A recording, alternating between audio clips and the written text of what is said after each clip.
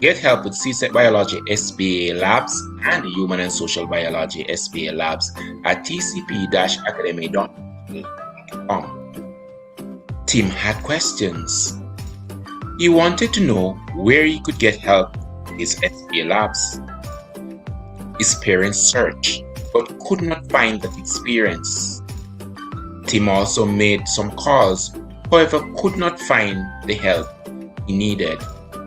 Tim needed an experience he could trust to help him get over the hurdle of SBAs as success was in sight. He met the guys from tcp-academy.teachable.com and they designed a program to help him. tcp-academy.teachable.com was able to help him. So too, they can help you. Sign up tcp-academy.teachable.com for help with your SBAs in biology and human and social biology.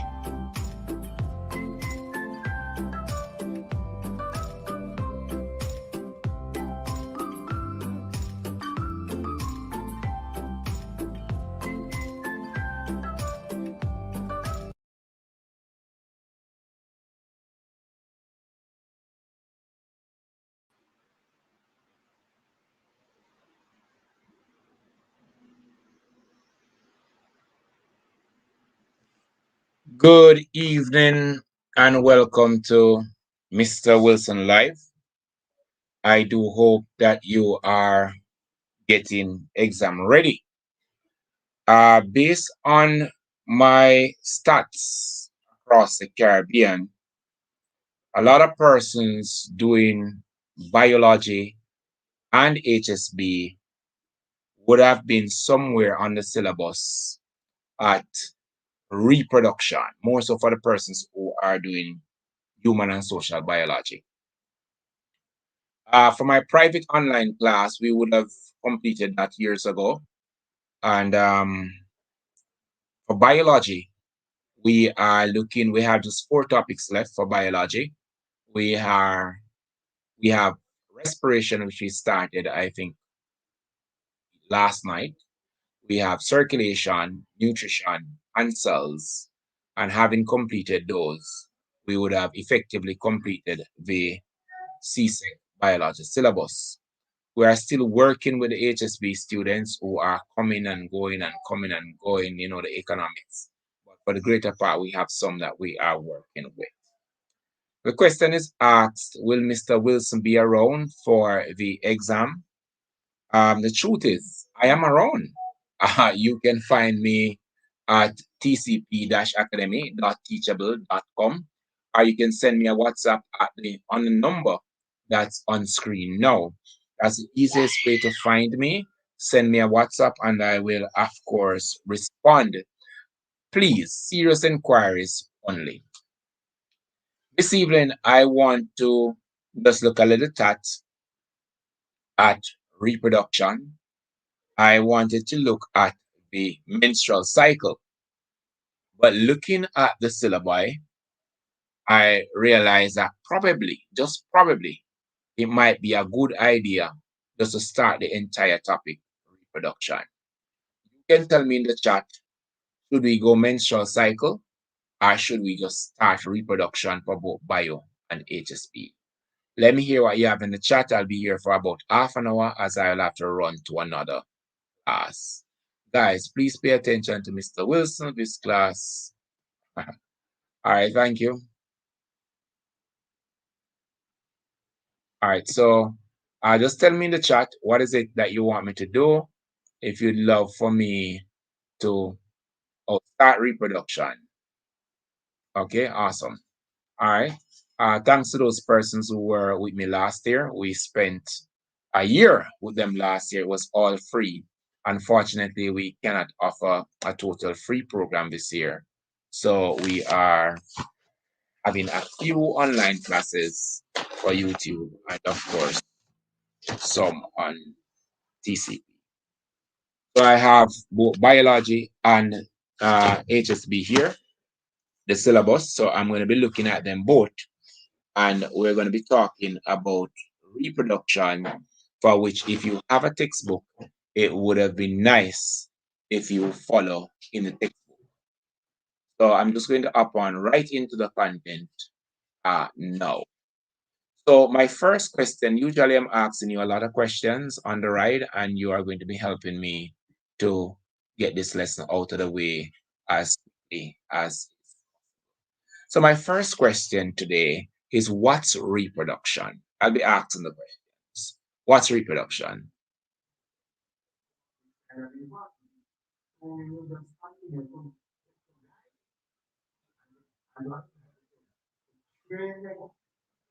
All right, so the persons who pass, feel free to share. I'm not so much the type of guy who ding and bang the bells. You know, we have done what we have done, and we will continue to do what we can do. So the first question, but I really appreciate those persons who stop by to say thanks.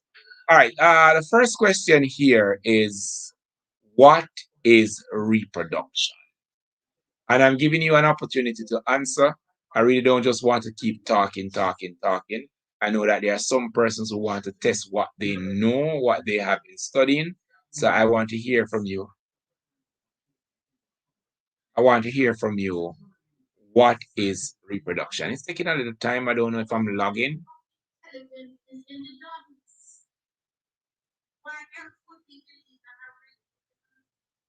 Okay, reproduction is a process by which a fertile living organism produce offspring. Not too bad. Any other answer? So reproduction is a process by which an organism produces an offspring. I think it might be a little redundant to say fertile, because if the organism is not fertile, then there'll be no reproduction. So reproduction, simply put, is pretty much a production of an offspring, pretty much by an organism. I like to talk about the term organism, and we should interpret organisms to mean living thing. If it's an organism, then it is living. All right.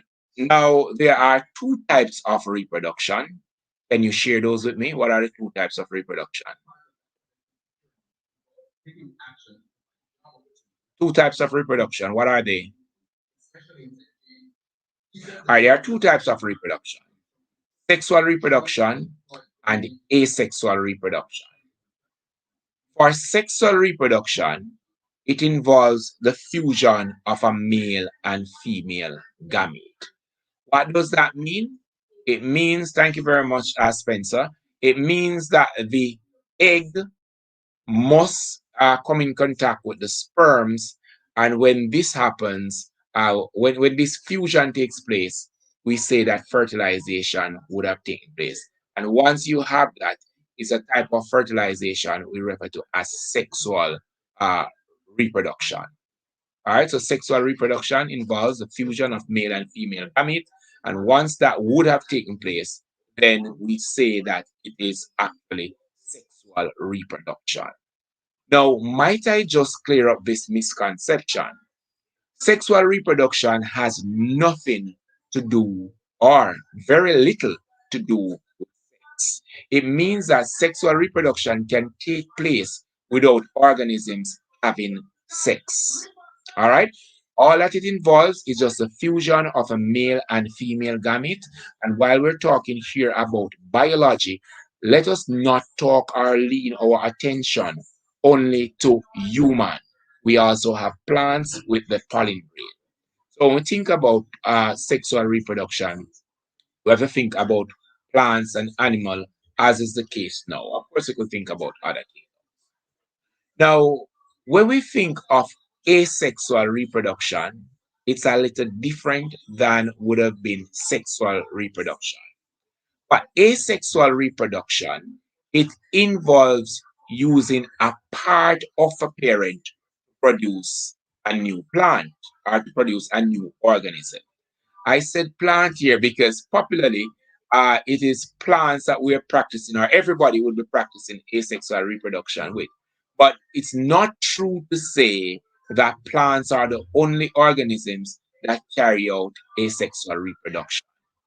I'm going to share a video that I have on asexual reproduction with you. Um, it's a reading video, but I think it's an awesome video, more so for the bio students who have to look at things like biofilm and the various types of asexual reproduction. I started the show with this video, but being that everybody is here now, I might as well just share this video with you, and then I continue the exploits on advantages and disadvantages of sexual and asexual reproduction. I want you to stay with me and pretty much watch this video on asexual and asexual reproduction, as I would have put a whole lot of work in it, a little more than is usual, just a tad above CXC, where I would have looked at animals that carry out asexual reproduction.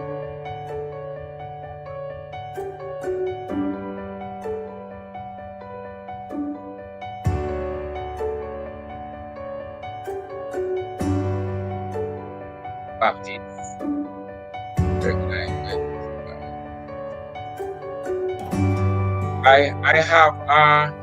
I have a video out on that, so you probably want to check my channel to see when it's next.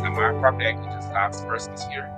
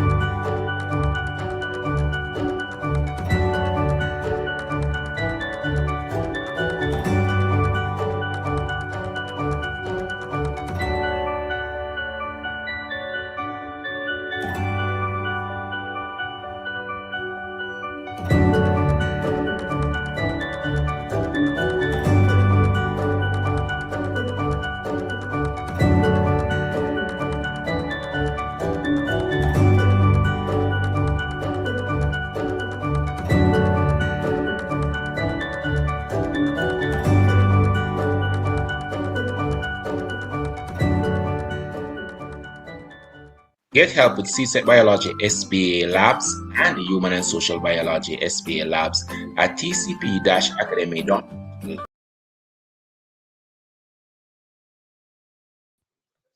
All right, so I think that you would have seen things like parthenogenesis, where we're looking at like the ground lizard in Jamaica.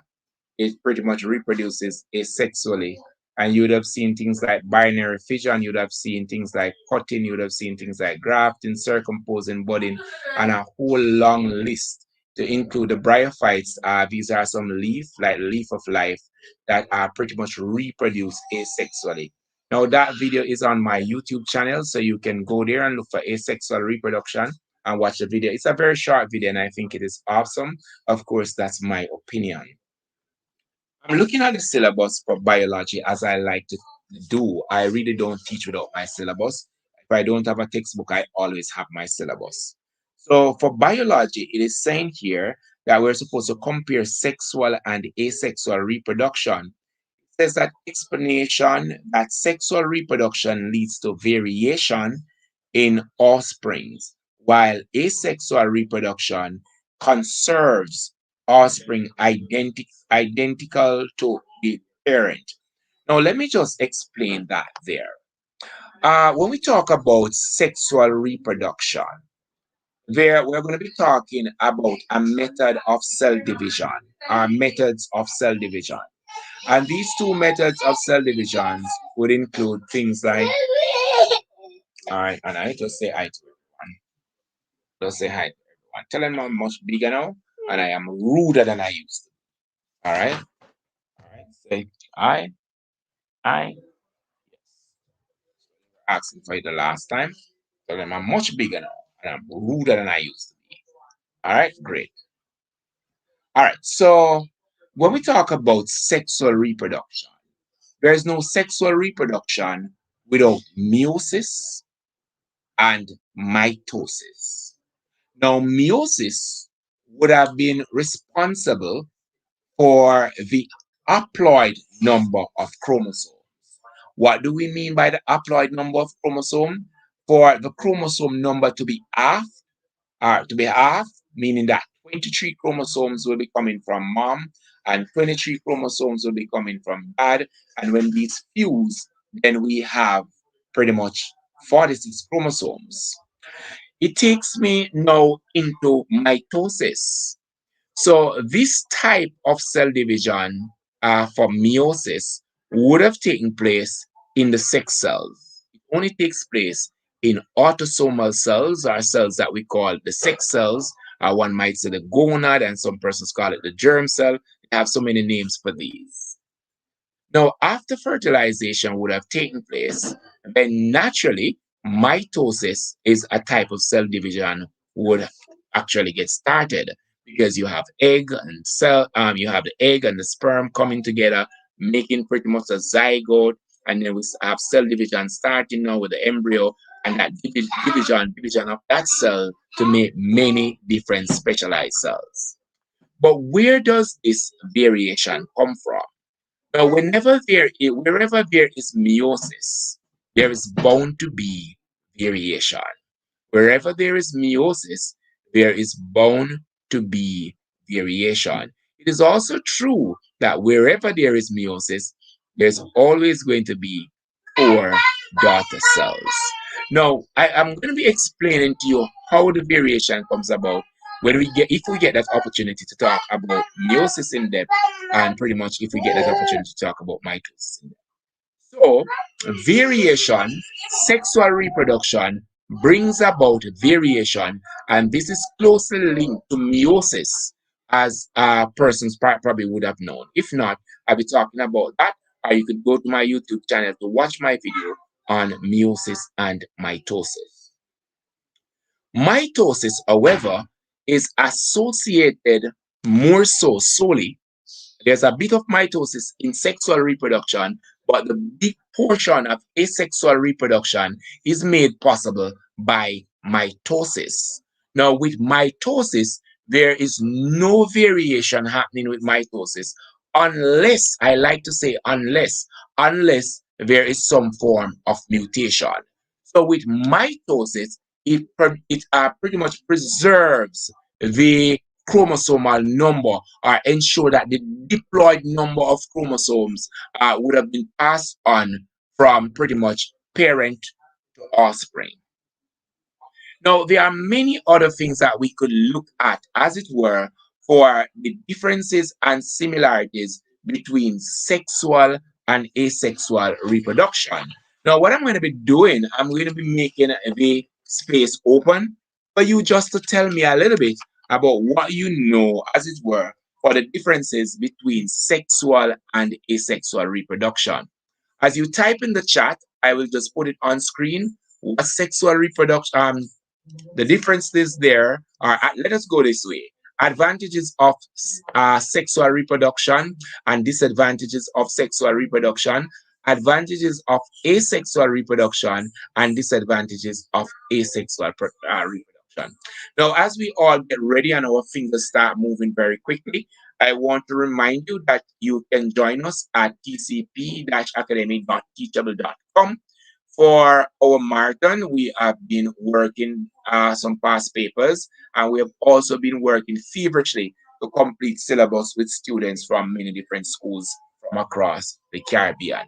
So love to have you in class. So make sure you send us a WhatsApp on the number on the screen so we can talk about joining my marathon, whether it be biology or HSB. Started last month, and I tell you, it's growing pretty. So I'm waiting for some answers here, as it were, for sexual and asexual reproduction, and I want to have an understanding of the advantages of sexual reproduction and the disadvantages of sexual reproduction, advantages of asexual reproduction, and disadvantages of asexual reproduction. Wait, other way. Okay, so let me look at what's happening here. Yes, please tell me them. Tell me them, because okay. The advantages of sexual. What's the other way around? I'm not too sure what happens here. Um, Other way around. Just let me know what went wrong so I can just correct that. Right. All right. Advantages of sexual reproduction is that it produces genetic variation in offspring. All right, might I have another one? Because I have another one because I made mention of that. All right, so what's asexual now? All right, come on, guys. Come on, guys. I'm sure that we can do better than this. If we can't answer these questions, we're going to be struggling when we have these past papers. Come on, guys. Sexual and asexual reproduction. I want to know what are the advantages of sexual reproduction, what are the disadvantages of asexual reproduction, and then we're going to be looking at advantages and disadvantages of asexual reproduction. So asexual reproduction, good traits are passed on to. Resources are not used up looking for mate. So asexual reproduction, one would love to say that it is an efficient process. There's no energy being lost to find a mate for you to say, oh, Mr. Wilson is too black. I can't see him on the screen. And all these fancy dancing. Oh, the color one is just not nice. I don't like the color that fellow wear. That sort of a thing. There is no energy spent finding a mate when we are pretty much reproducing asexually. Let's look at the other one from this other one. Tanisha. Hi, Tanisha. Asexual reproduction requires one parent, while sexual reproduction requires two parents to produce an organism. That is so true. You need a mother and a father, as there must be the egg and the sperm. So there we have two parents for sexual reproduction, while for asexual reproduction, all we need is one parent, a part of that parent, in order to produce an offspring. Let's move on. Please feel free to share your views. All right. Advantages of asexual reproduction. A disease is less likely for sexual. Sorry. Advantages of sexual reproduction. A disease is less likely to affect all the individuals in the population or in a population. And with this said, let us look at why this is so. Now, if there is variation, then naturally what affects A might not affect B. And what can we say about C? Now, it is not everyone that will pretty much catch COVID. There are persons who will never wear a mask and they will never catch COVID. There are persons who will never pretty much take that vaccine and they will never catch COVID, because we spoke about natural immunity. So what we're saying is that when we have variation, people are different, organisms are different, and how they treat a particular situation, be it environmental, be it a disease, whatever it is, it's always going to be. This is an awesome point. The other thing we want to look at is that sexual reproduction can withstand disease, something pretty much to what we said now. All right. One advantage of sexual reproduction is that it produces unique. One advantage of asexual reproduction, one advantage of sexual reproduction is that it produces unique individuals. Now, unique individuals here, meaning that with variation, I am not like my brother, right? I have other brothers, but we might look alike somewhat, but we are really, really different. Jay, that's a nice one. It's pretty unique, I think, as well. I think that this response is pretty unique, as you would have said there. Good night. Just join. All right, we're very happy that you're here. What we want you to do is to tell us some advantages and the disadvantages of sexual and asexual reproduction. We're going good so far. All right, boss, let's look at what's here. Now, difference. Sexual reproduction involves the fusion of male and female gamete to form a zygote, while asexual does not involve the fusion of gametes. But what does it involve? Nice said there, but we're still in the open. We really don't know what that involves. So we got some nice answers here. We're just going to be looking at our syllabus, and we're going to be just moving on very quickly. All right, so we look at sexual reproduction, mitosis. We spoke about variation, asexual. So describe the structure and function of the reproductive system. So we're supposed to look at the structure and function of the reproductive system. Primarily, we are supposed to be looking at male and female reproductive system function of various parts. Now, I'm very sorry, I really don't have the resource on my system to sort of project that. I have done something, but I really don't have the resource to project it. So we're going to be talking about it while you look in your textbook. I happen to believe that this session really helps some persons because actually you get to look in that book and I am able to provide some clarity for those persons who are struggling. So we're going to be looking at the male reproductive system first, and you're going to be helping me with the functions of a various part. I'm very sorry that I don't have a diagram that I can share with you. If I did, I'd definitely put it on screen for you to see. All right. So let us look at the male reproductive system. I do hope that you can follow in your text. The male reproductive system is made up of, might I start from bottom to top? It's made up of the scrotum with the testes, and then you are going to be having the epididymis, and then you are going to be having the sperm duct or vas deferens. You are going to be having the seminal vesicles. You are going to be having the prostate gland. Then you have the urethra. Then you have the penis, and the penis has on it what is called a foreskin. Now, I do hope I didn't miss out anything because that would be really, really sad on my part. Now, we're going to be talking about the function of a various parts. Now, what I want to talk about first, I want to talk about the scrotum, and I'm going to be asking you questions around these because if you own the knowledge, then you understand that you will own the knowledge.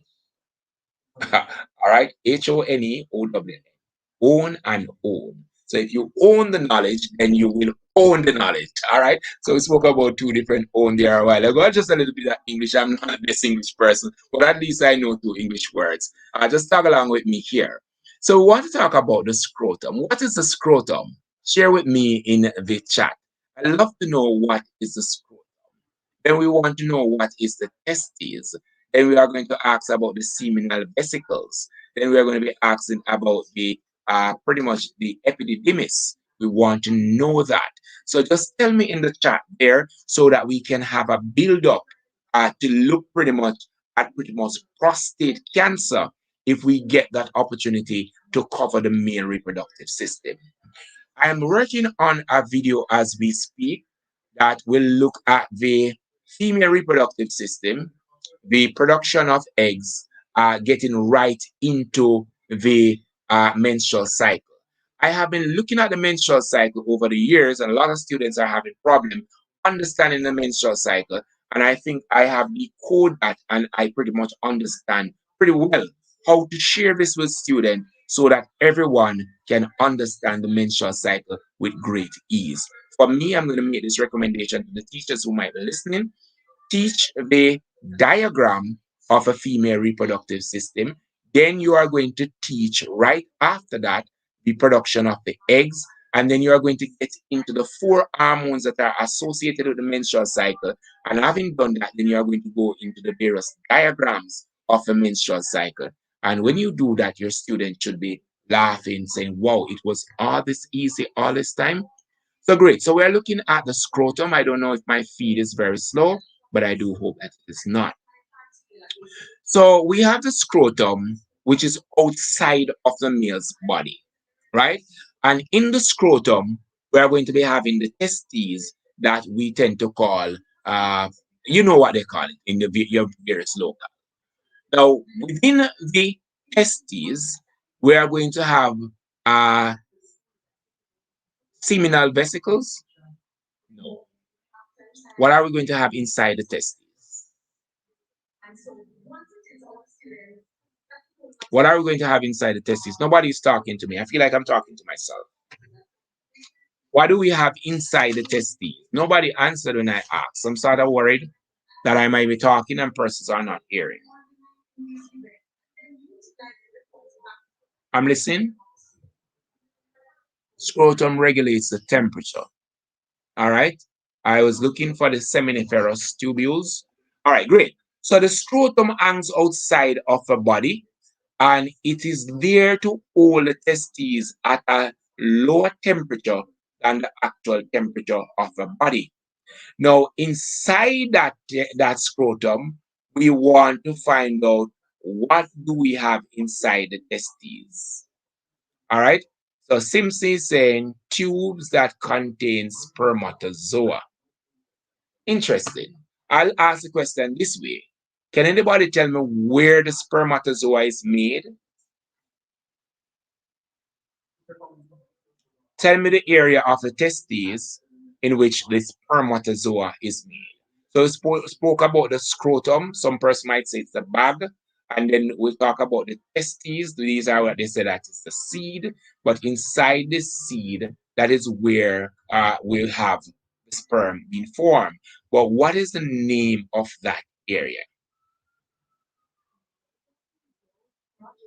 All right, a little slower. So the spermatozoa is made in what we refer to as the seminiferous tubules. All right, seminiferous tubules. So awesome, Simpson. So the sperm is made in the seminiferous tubule, and then it is transported to the epididymis. Now, tell me in the chat, what is the function of the epididymis? In the chat, tell me what is this coil of tube on the outside of the testes called the epididymis? What is its function? Now, we're not at the seminal vesicle as yet. We're not at the seminal vesicle as yet. So we want to know what is the function of the epididymis. Remember, you can use your textbook now. Don't want to go too fast. So for those persons who are watching and you're seeing me for the first time, I am Mr. Wilson. I am from Jamaica. I am a science teacher. I teach online biology and human and social biology. I also operate the TCP Academy, and you can find us there for your marathon. You can sign up there for biology and human and social biology classes. You can sign up there to do labs. we have the labs in animation. And if we don't have a lab and you send us your lab, we do everything to have it in animation so you can understand your labs. I've been working with students from all 16 territories.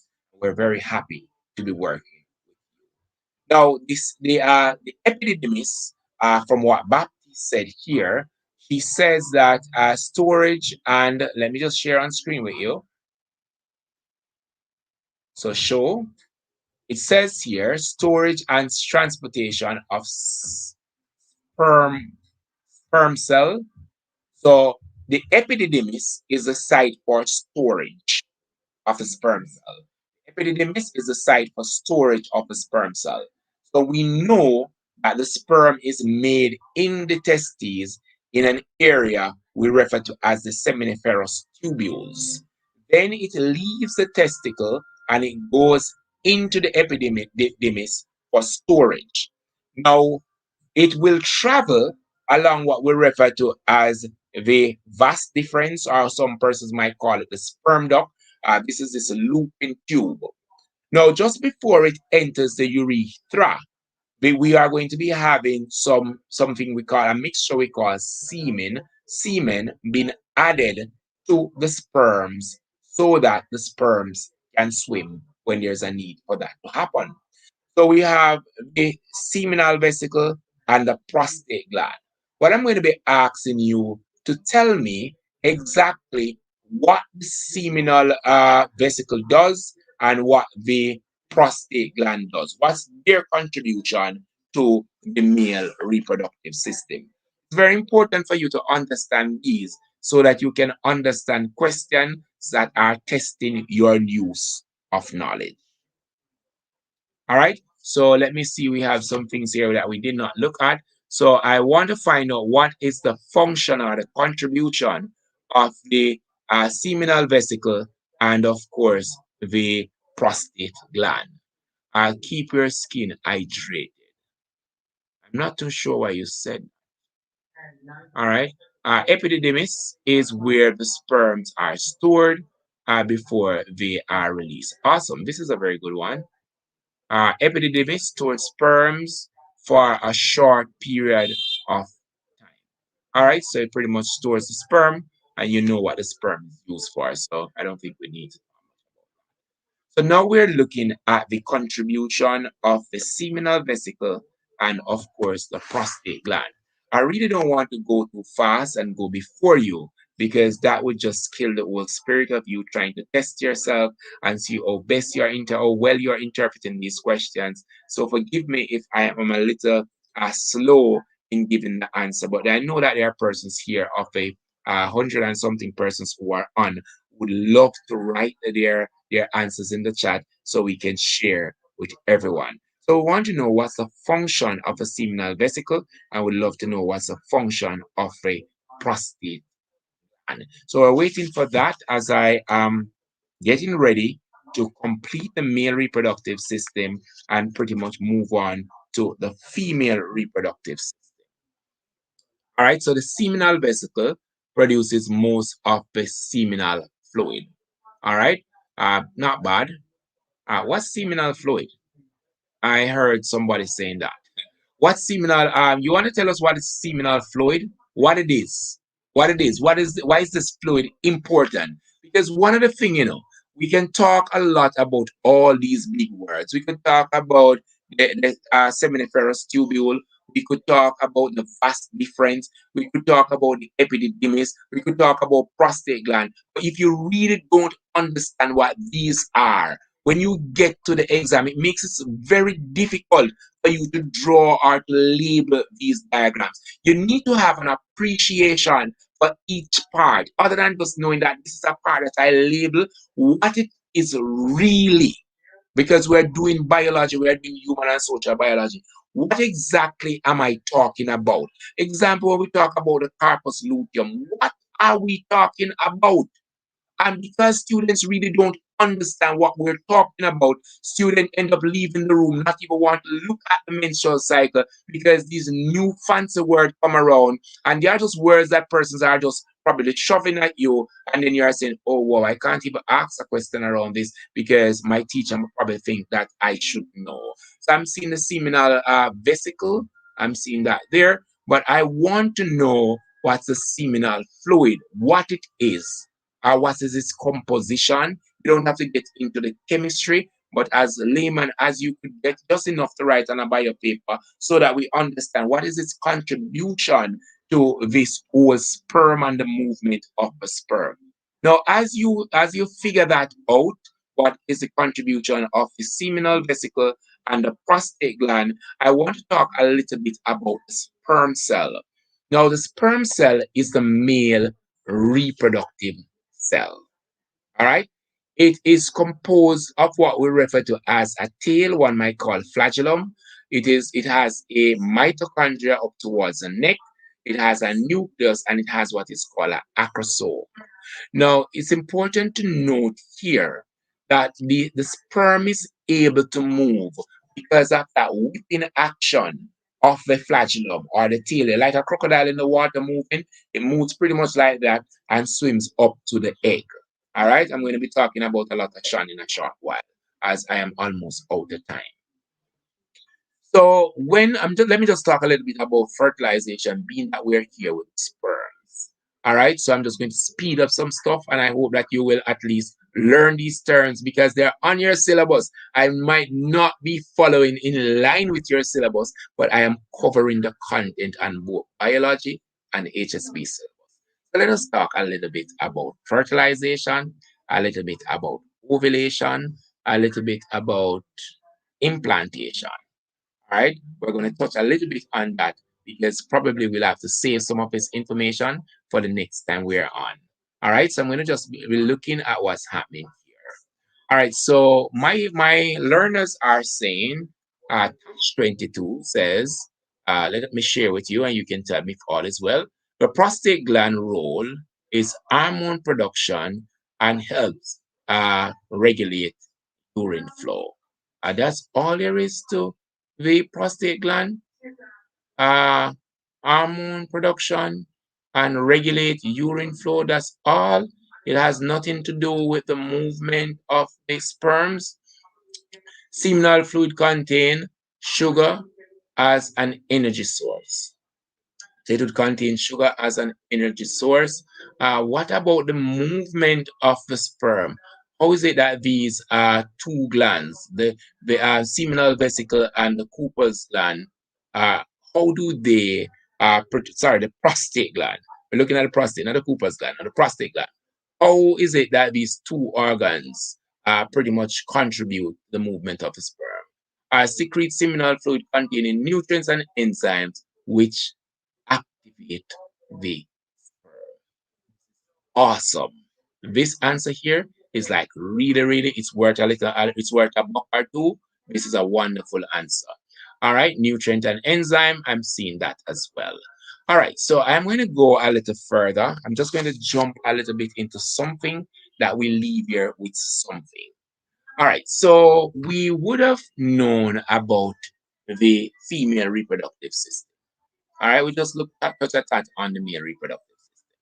Now, the female reproductive system, from bottom up, we're going to be looking. All right, so for the female reproductive system, we are going to be having from bottom up, the woman is standing now. So on the outer part, like that, you are going to see an invagination. That outer part there is called the labia or the vulva, right? And then as we go further up inside, we're going to have the vagina. Now, as we go to the top of the vagina and to the base of the uterus or womb, you are going to be finding what is called the cervix, right? As soon as we pass the cervix, now we are entering into what some persons call the womb, what some persons refer to as the uterus, and there's a space there, and we have the uterus wall and all that fancy that. Then we go up, we're going to be having now two things coming off to the side like that, and those are referred to as the oviduct, or what we refer to as the fallopian tubes. And these go down to the ovary, right? Now, in the ovary, that is pretty much the site where we're going to find the ovum, all right? And we're going to find the eggs for fertilization. Follow me now. I'm going very quickly with you. Now, the ovary will release an egg in the middle of the menstrual cycle. Now, remember, the menstrual cycle usually lasts about 28 to 35 days, or more commonly, 28 days. So the middle of the cycle is going to be about 14. 14, the middle of 28, thereabout. Now, the egg having been released, we'll talk about the primary follicle. We'll talk about the primary follicle, the Graafian follicle, mature release, and pretty much and all of that. We'll talk about that in the other show, not this show. All right, so the egg now being released into the fallopian tube will move up the tube or move through the tube by muscular contraction of the tube and, of course, the work of the cilia, the ciliated cells inside. It will move to a point where if where the the sperm can travel to fertilize the egg. Now remember that as it were for fertilization in human, for HSB, I think that's what the syllabus says. As it were for fertilization in human, fertilization takes place in the fallopian tube. Now, once the egg is fertilized, I made mention of that earlier. Once the egg is fertilized, then what is going to happen after? Let me tell you a little bit about fertilization. What is going to happen is that the sperm will hit that egg. It will lose the tail and enter the egg. Once it enters the egg, it will form a membrane around that egg we call the fertilization membrane. Now, this membrane will prevent other sperm cells from entering the egg. Now, look what happens. I don't know if the sperm cell is jealous or what. I don't know if it's a lesson for us to learn about how the male act versus the female, because you understand the egg here would have pretty much represented the female, and the sperm here pretty much would have represented the male. And once they would have pretty much, it's like a marriage. The sperm joining with the egg, it's like a marriage. So the first thing that the sperm does is to make sure that there is no this protection around the egg from other males here being the sperm. I don't know if it is a lesson for us to learn as to how we are coded genetically, but I've been looking at it and I've been saying, awesome. You look at the responsibility of the man before he had a brain. He created protection for that egg, or it created protection for that egg as soon as it decided, yes, listen to me, this is my turf. I am now owner. The next thing that came is protection. I don't know if it is saying that if you are going to be having a wife, you must be ready to build a house. I don't know what God was doing. It's bigger than me, but it's an awesome work, something for us to look at, something for us to pen. So let us look at what happens as we would have said it earlier in the show. The next thing to happen once that fertilization would have taken place in the fallopian tube. So remember, we had ovulation, and ovulation is actually the release of the egg from the ovary. So ovulation, release of egg from the ovary. Then we have fertilization taking place in the fallopian tube. Once the egg is fertilized, then it changes and become one mass we refer to as a zygote. Mitosis starts. Mitosis starts, the embryo starts to develop, and then it moves down into the uterus. And when it gets down into the uterus lining would have already been thickened by estrogen. So it would have been eaten by estrogen, preparing for implantation if fertilization takes place. Now that it is there, it will start to develop. But I want to pause and talk about something because I've seen this on a past paper. Now, in the early phase of the development between the zygote and the embryo, the energy came from the yolk of that egg. Now, when that would have been depleted and it is pretty much implanted in the walls of a uterus or the walls of the womb or the endometrium, whichever one of the name you want to use, then it will soon start feeding from the mother, right? So it's now getting that energy, that nutrient, whatever it's needed, it's getting from the mother. And we're going to be talking about that when we look at that facet of birth. So we spoke about ovulation, fertilization, implantation, and remember, all that implantation is that embryo coming down and pretty much attaching itself to the wall of the. Now, there's another thing I like to talk about, or I would love to talk about. We spoke about ovulation, and we said that that was a release of an egg. Now, ejaculation is pretty much comparable to ovulation because ejaculation is the release of sperms. Sorry, I do hope that I provided some amount of content here that can help you for your exam. I'm just going to be giving a big jump over now to the menstrual cycle. I will not be able to cover everything, but the things that I would have left out, the next time I'm with you, providing that time allows, I will touch. I want to touch a little bit on the menstrual cycle. I told you I'm going to be doing a video that you'll be able to find at TCP Academy on YouTube. So TCP Academy on YouTube, you're going to be finding that. TCP Academy. All right, awesome. Let's go. So there are 4 hormones that are associated with the menstrual cycle. Can you type them in the chat for me? Or if you don't know, I'll give you them and then you can place them in order of importance or in order as to how they operate.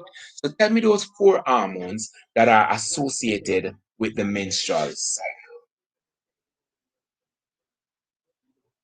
4 hormones that are associated with the menstrual cycle. I want to say a big thank you to all those persons who would have stopped by from last year. There are a lot of students who, I think YouTube told us 200,401 students or viewers we were able to prepare last year for the CSEC exam. If you want to know what the results were like last year, just go to my YouTube channel and look for my CSEC result court. Go to my CSEC result court, and there are a number of videos there, and you will see the testimony. If you are following me still, you'll realize that every day, be it January, whichever day of the week, there are persons who are saying, thank you, I did well in the exam.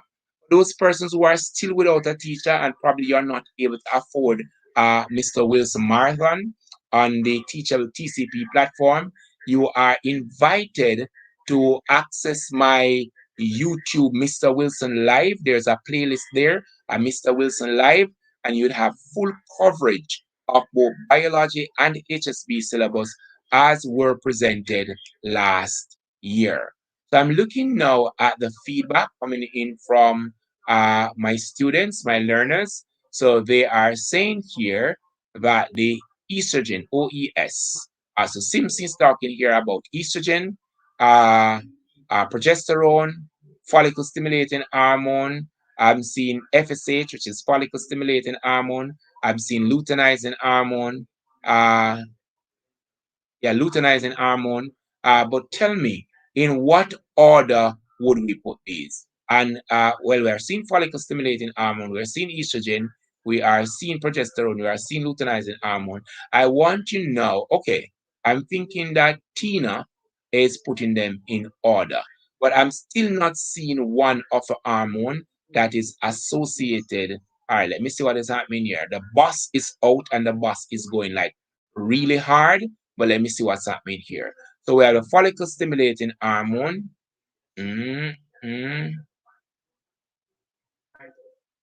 No.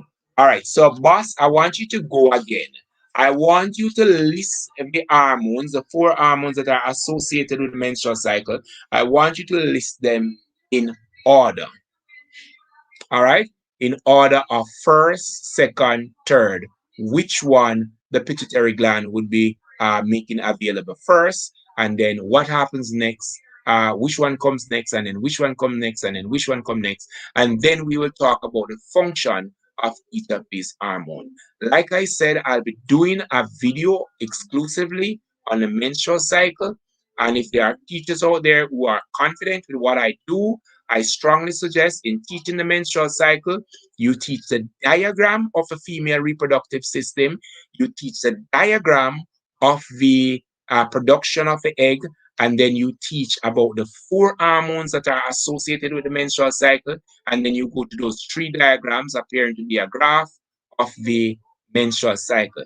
If you do that for those persons who are still struggling, or those persons who are having a hang up on the menstrual cycle, I'm almost certain that these persons should be able to better understand the menstrual cycle. Just 5 minutes to go, so let me look at what's happening here. All right, so Hunter is out. Hunter is out and stunting, they say here. So Hunter is saying that we have the follicle stimulating hormone, luteinizing hormone, lutetropic hormone. Mm. Hmm. Follicle stimulating hormone. Tash, you want to write them one time for me?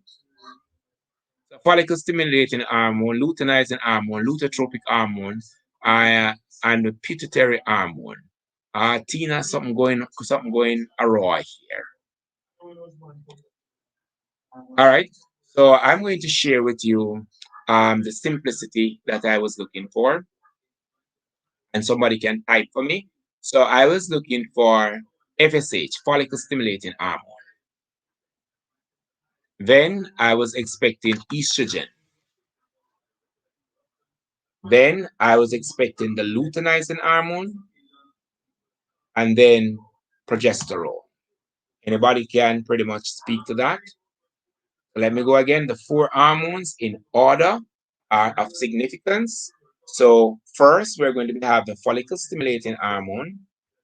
Secondly, we're going to have estrogen. Third, we're going to have luteinizing hormone. And then we are going to be having the progesterone. All right, all of these all of these hormones play a very important role in the menstrual cycle, the development, and pretty much the development of the endometrium and keeping the endometrium in place. That's very important. These will also help to turn off or turn on the secretion of certain hormone. These will also help with ovulation and maturation of the egg. All of these, one hormone will control another hormone. Now, I'd love to meet with you, like I said.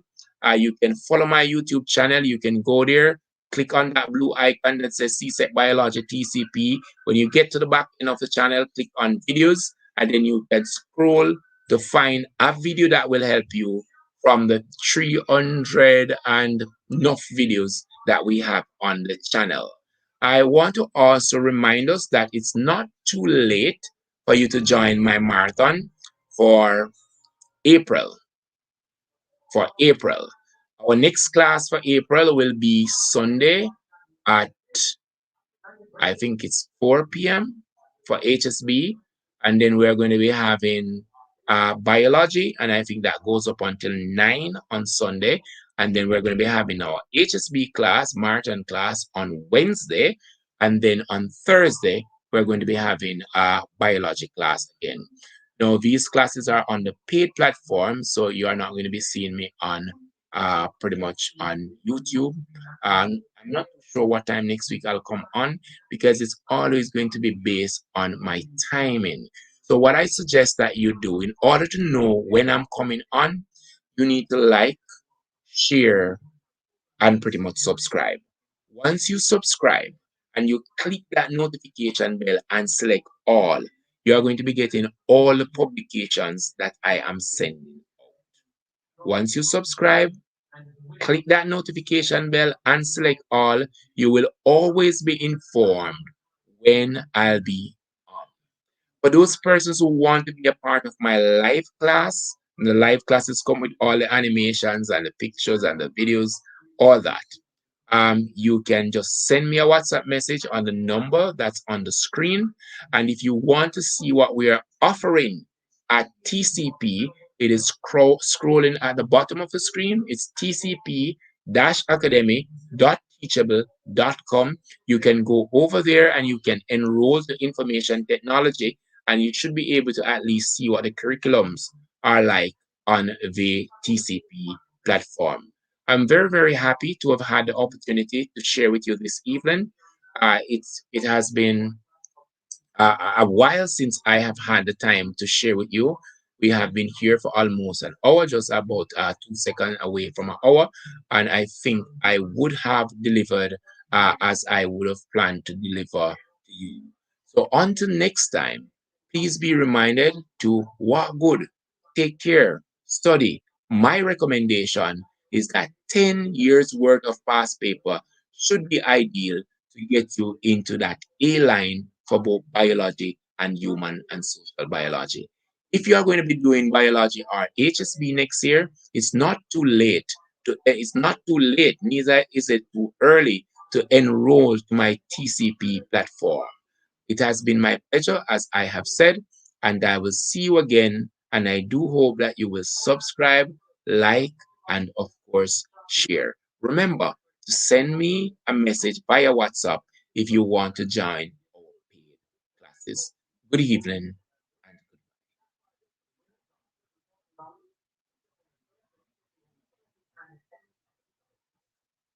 And